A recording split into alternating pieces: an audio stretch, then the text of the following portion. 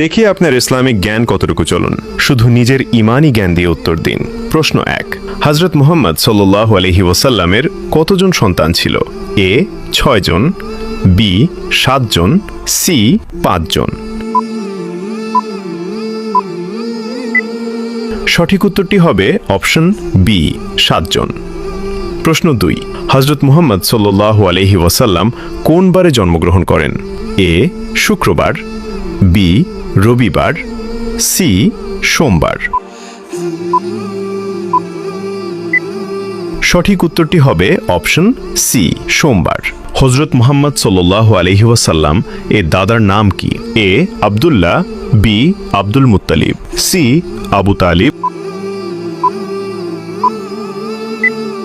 উত্তরটি জানার আগে ভিডিওটি শেয়ার করুন। একটি ভালো কথা শেয়ার করাও সাদাকা। এই জ্ঞানটি শেয়ার করে আপনিও সাদাকায়ে জারিয়াহার অংশীদার হন। আপনার একটি শেয়ার হয়তো হাজারো মানুষকে সঠিক পথে আনবে। সঠিক উত্তরটি হবে অপশন বি আব্দুল মুত্তালিব।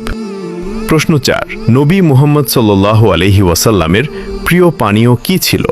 এ দুধ, বি মধু, সি পানি।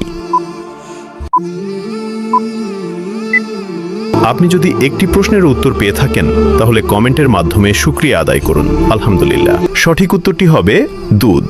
আপনি কয়টি প্রশ্নের সঠিক উত্তর দিতে পেরেছেন কমেন্টে অবশ্যই জানাবেন।